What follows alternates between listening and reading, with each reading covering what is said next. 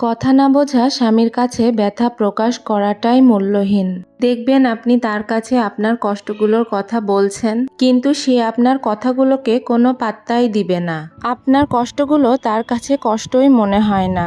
আসলে দিন শেষে না আমরা মেয়েরা নিজেদেরকে সান্ত্বনা দিতে একমাত্র নিজেরাই পারি, আর কেউ পারে না। কিছু কিছু স্বামীরা আছে তাদের কাছে তো নিজের স্ত্রীর চোখের পানিও তাদের কাছে অসহ্য লাগে। বিশ্বাস না হলে কথাটা মিলিয়ে নিবেন। যাই হোক, আসলে এটাই সমাজের চোখে ভালো পুরুষ সেজে থাকা কিছু স্বামীদের বৈশিষ্ট্য।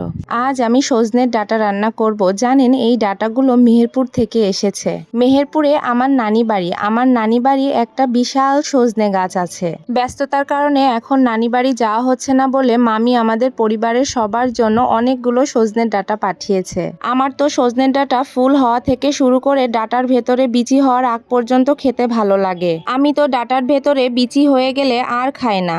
আমার পরিবারের লোক সজনে ডাঁটাটা পছন্দ করে বলে তারা সবসময়ই খায়।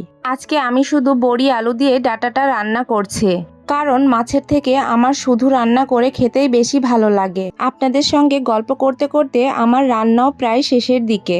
আনিশা এখন টিচারের কাছে পড়ছে, আর আয়াস তার নানির সঙ্গে 2 তলায় খেলা করছে।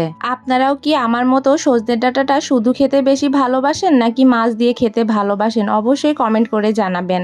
আমি আসলে ইলিশ মাছ ছাড়া কোনো মাছই খাই না, তাই ডাঁটার ঝোল শুধু খেতে ভালো লাগবে এটাই স্বাভাবিক।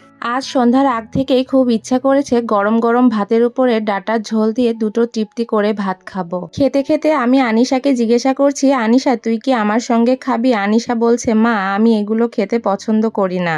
আমি ওকে বলছি, তা কেন করবি? তুই তো শুধু গোশ খাবি। তা শুনে আমার আনিশা বলল, আমাকেও এক গাল দাও মা। আজকের মতো এ পর্যন্তই। নতুন নতুন ভিডিও দেখতে হলে অবশ্যই আমার পেজটিকে ফলো করবেন এবং শেয়ার করবেন।